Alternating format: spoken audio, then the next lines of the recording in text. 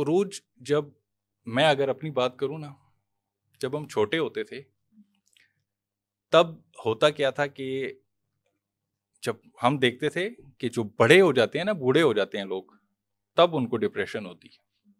हम बचपन में देखते थे दादा को डिप्रेशन हो गई, दादी को हो गई, वालिद साहब को हो गई, वो उम्र में बड़े थे, हम छोटे। लेकिन आजकल छोटे छोटे बच्चे को भी डिप्रेशन है। सबसे मेन वजह क्या है इसकी? देखिए, मेंटल हेल्थ के ऊपर बात करना जो है, बिफोर आई बिगिन इसके बारे में जवाब देना या फिर क्या वजूहात हैं, पहले तो ये समझना ज़रूरी है कि जो डिप्रेशन है या कोई और मेंटल हेल्थ रिलेटेड इशू है, उसकी कॉज क्या है, उसकी वजह क्या बन रही है और उसके सिम्टम्स क्या क्या हैं। ठीक है, अगर आप डायग्नोज कर सकेंगे किसी इंसान को, तब फिर आप उसकी पता करते हैं कि इसकी वजह क्या बन रही है। हमारे इर्द गिर्द बहुत सारे लोग हैं, अक्सर औकात बच्चे हर छोटी चीज़ को डिप्रेशन जो है ना, वो कहते हैं कि हर चीज़ ही डिप्रेशन है।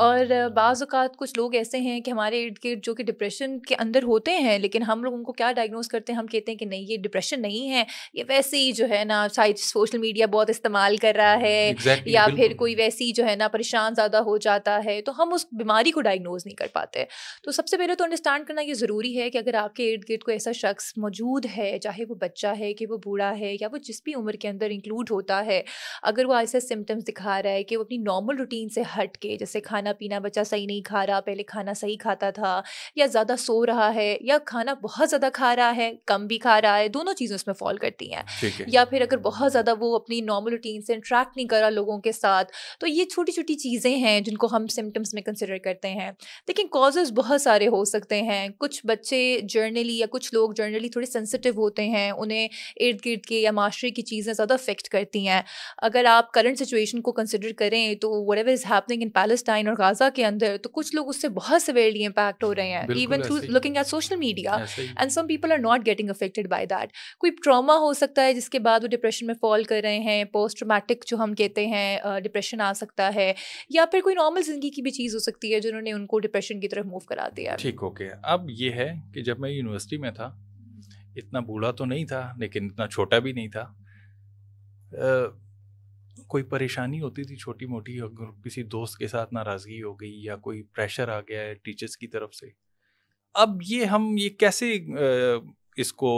कैसे डिफाइन करेंगे कि वो परेशानी जो है वही डिप्रेशन, यही वजूहात होती हैं कि अगर आपके ऊपर कोई प्रेशर आ गया, कोई परेशानी, कोई दबाव आ गया और आप उसकी वजह से डाउन हो गए हो, आपको फिर खाना खाने का भी दिल नहीं करता, आपका किसी से ये डिप्रेशन है? देखिए नहीं,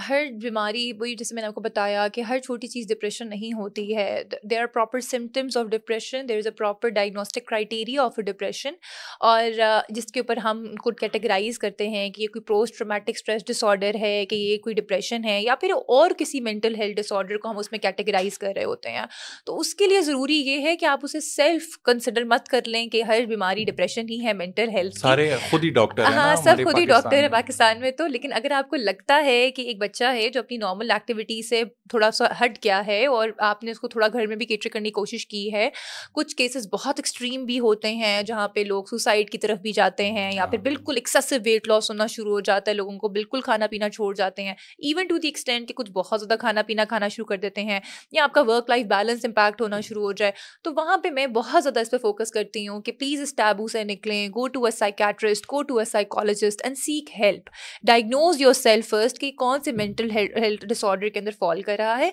ताकि उसके अकॉर्डिंग आपको ट्रीट किया जाए।